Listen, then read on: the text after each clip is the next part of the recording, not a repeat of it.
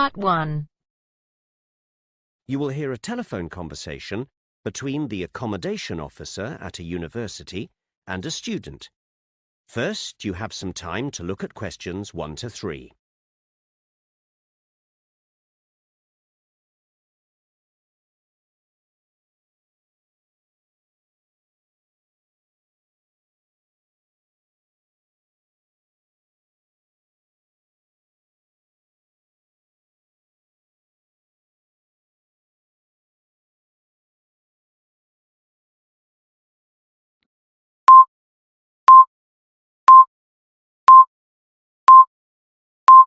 Good morning. National University Accommodation Office. Rosemary speaking. How can I help you? Hi. I'm coming to do a short course at the university this summer, and I'd like to book some accommodation, please. Okay. Have you seen the online booking form on our website? Oh, no. Sorry, I didn't realise. Don't worry. I can fill it in for you now if you like. Then I can email it to you so you can check it and submit it online. Will that be okay? Oh, yes. Thanks. Okay.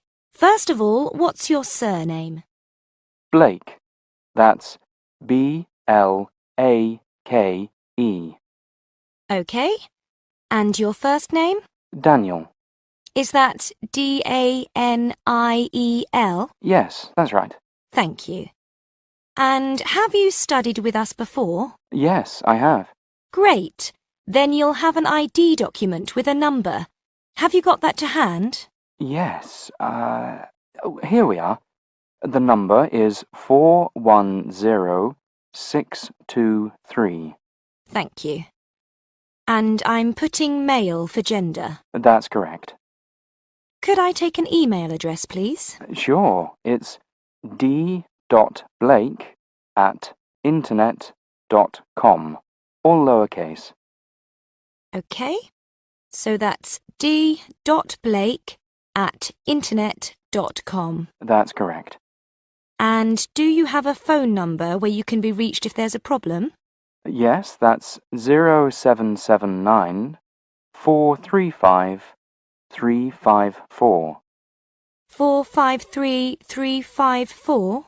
No, 435 354. Okay, I've got it. Before you listen to the rest of the conversation, you have some time to read questions 4 to 10.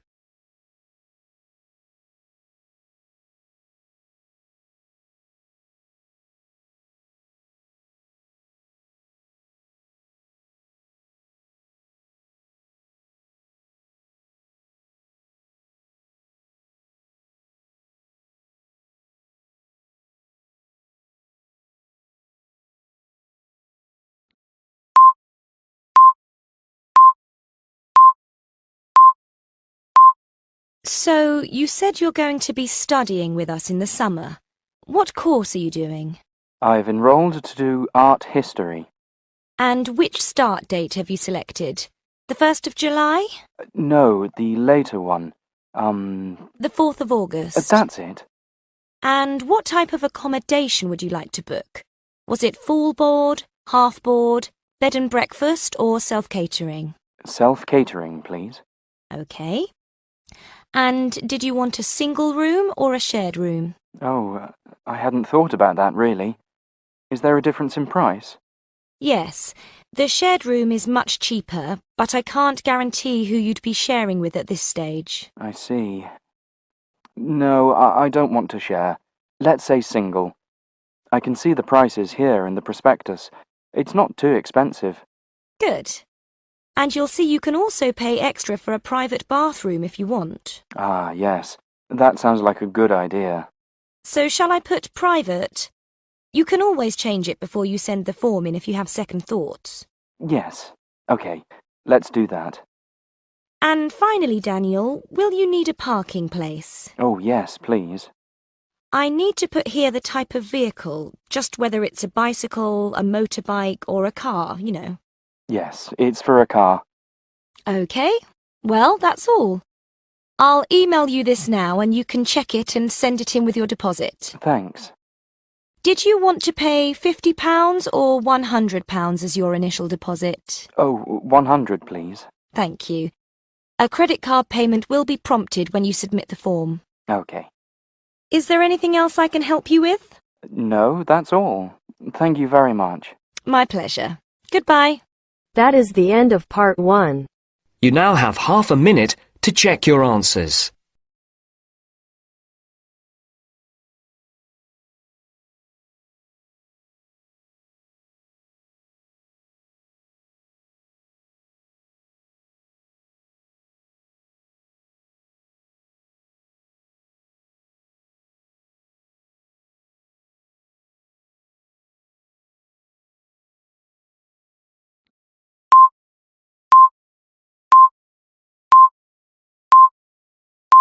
Now turns to part 2. Part 2. You will hear an introductory talk about a countryside and woodland programme. First, you have some time to look at questions 11 to 17.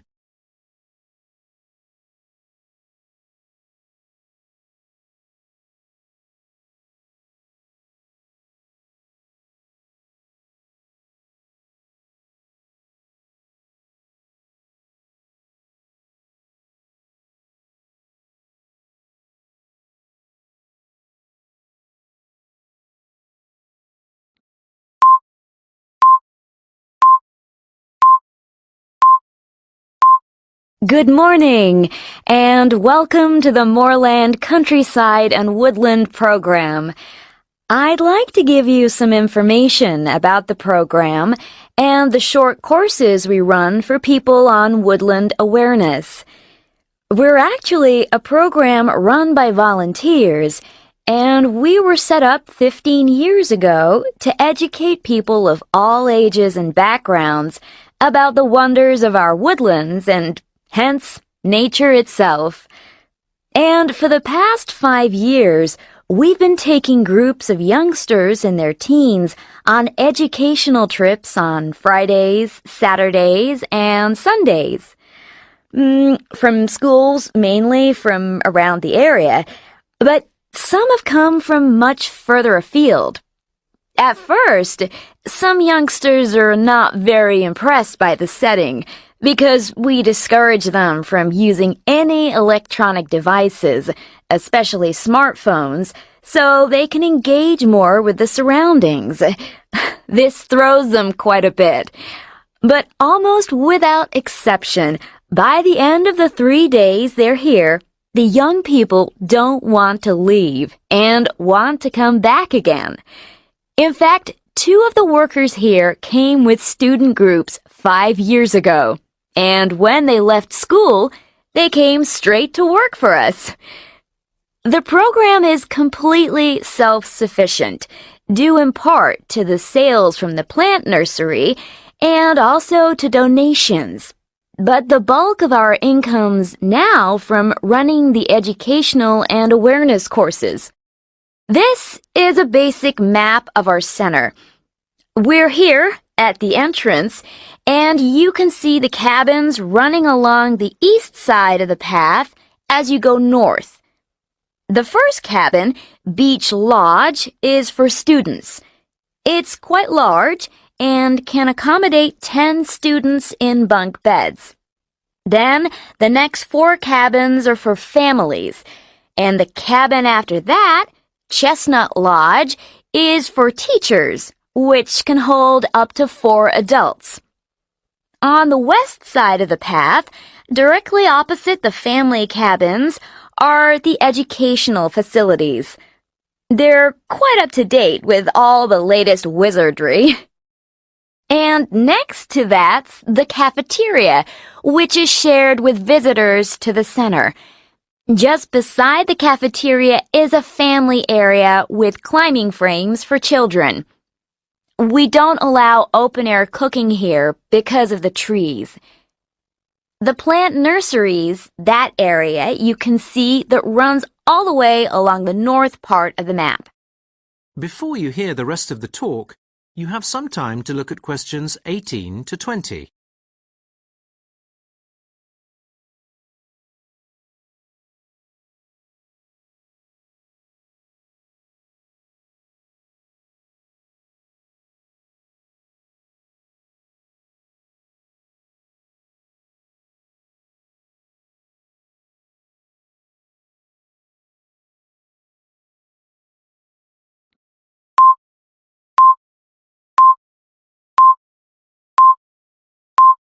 If you go over here, between the family area and the nursery, the path leads to the woodland itself. We're on a hill here and quite high up, and as there's some spectacular scenery around here, we have breathtaking views of the countryside. You can see the river stretching for miles through rolling countryside. Fortunately, the whole woodland is protected by law, so nobody can chop down any trees. The landscape here is not changed for hundreds of years. Some of the trees have been growing here rather a long time, and the aim of the scheme and the volunteers is to keep it that way. We advise people to stick to the paths because it's very easy to get lost. As you walk through the woodland, you'll see workers removing dead wood and trees. I'd ask everyone not to remove anything like seeds or flowers from the woodland so we can try and conserve it for future generations. That is the end of part 2. You now have half a minute to check your answers.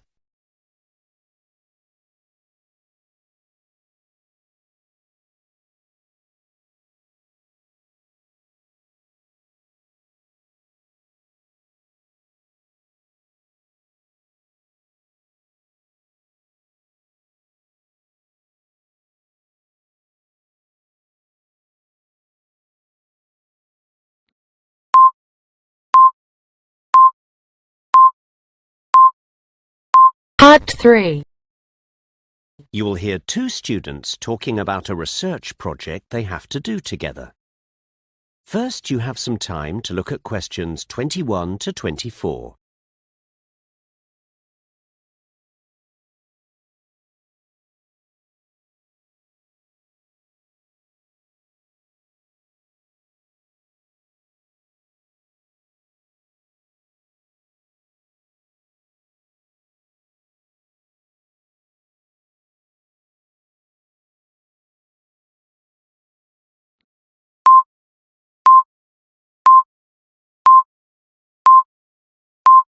Hi, Mark. Kirsty, hi.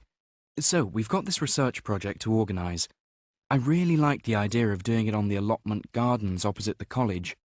Brilliant idea of yours. Oh, not really. I walk past there every day and see people working on little plots of land, growing their own food, and I thought it'd be interesting to find out more about it. Great. So, we'd better decide who's doing what in terms of gathering some background data. Right. I thought we ought to do two things. Do some background reading, then actually go and interview some of the people involved. Sure. I guess we could start by looking into why the allotment gardens are there, whose idea it was, when they were established, etc., looking at historical records. Well, I've already discovered that it was a national programme in the 1920s, so our local one would have been a part of that. I guess we could look at local records to see why this particular site was chosen. OK, I'll do that then. I guess it was wasteland or something. There's quite interesting geology and soils round here, actually. Oh, I don't think we need to go into all that. Oh, OK. But what you could do is find out what the terms and conditions are for the gardeners. Do they pay rent? Do they have a contract, etc.? Well, I think you can ask them that. We don't need to research it ourselves. Yes, you're right. But I did read a newspaper report that said the site was under threat of development. You know, somebody wants to build housing there. Really? Now that is interesting. I could look to see whether anyone's applied for permission to the local council's planning office. Exactly. OK, great. Paul? Yes. The land belongs to the city council and somebody there manages it. I'll give them a call. Great. He should be able to give you a plan of the site too. Yes. And maybe some indication of who amongst the gardeners it might be best to approach, like who's been there the longest or whatever. Yeah, OK. It might be good to have an introduction, rather than just approaching them out of the blue, actually. I agree. Then I thought I ought to check out any other research there's been on the subject. Yes, that's true. We don't want to do stuff that's already been done. Before you hear the rest of the conversation, you have some time to look at questions 25 to 30.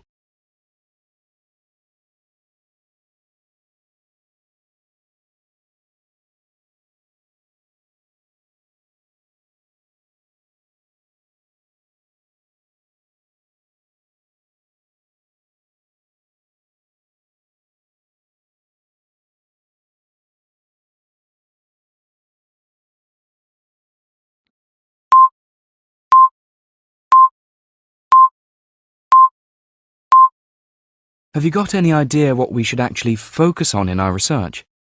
Well, I think it's a choice between a survey about use, how many people use the land, how often they go, how productive it is, or something more attitudinal, like what motivates people to do it, what they get out of it, what difference it makes to their lives. Yes, I like that. Let's go with that. But what about issues, disputes between the gardeners, difficulties they have with the management, things like that? Well, I don't think we can make that our aim. There may not be any problems. Yes, you're right. Let's stick to the attitudinal focus then. OK.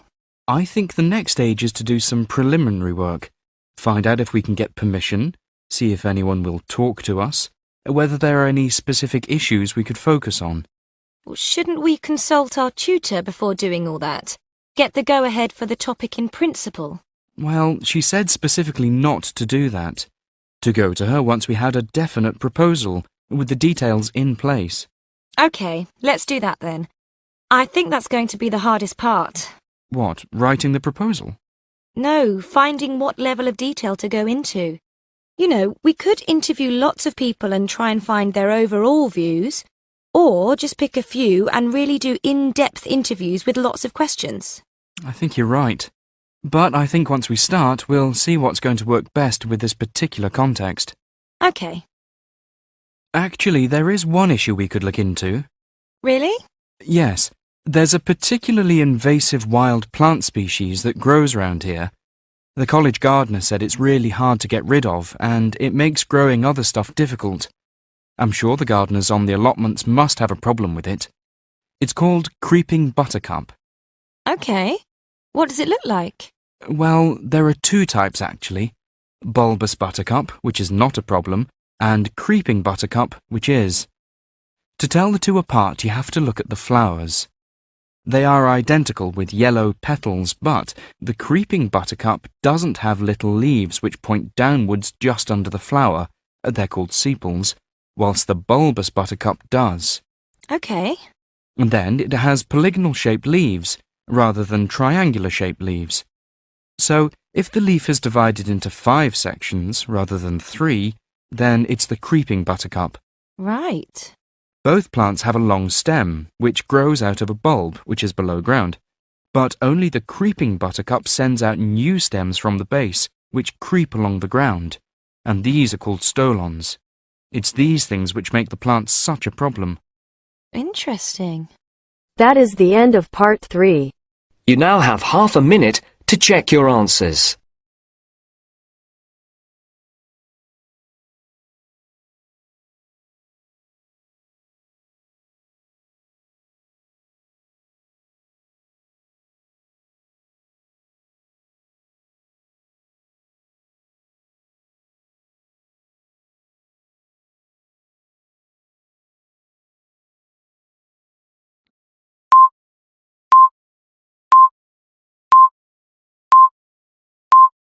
Now turns to part 4.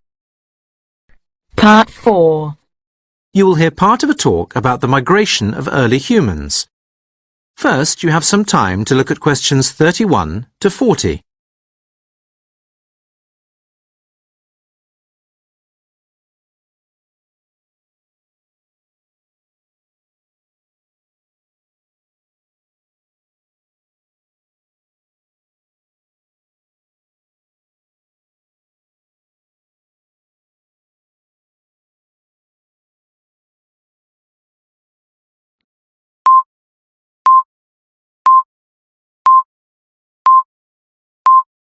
Well, in today's lecture, we are going to explore early human migration out of Africa to colonize the world. Throughout history, there have been waves of humans migrating as people have moved from one locality to another, sometimes quickly over very short distances, and sometimes slowly over very great stretches of land, in search of a new or different or better life. There now appears to be general agreement that the first movement of people of any real significance in any part of our planet originated in East Africa, approximately 100,000 years ago. This first group of modern humans made their way across the Red Sea, which was then a dry bed. then through Arabia and into what is now the Middle East. But these early pioneers soon died out. Just like today, the Earth was subject to shifts in temperature. About 70,000 years ago, the planet became warmer and another group of modern humans migrated out of their homeland of Africa, following basically the same route, and then moving on to South Asia. By about 50,000 years ago, modern humans had colonized China, and about 45,000 years ago they had reached Europe.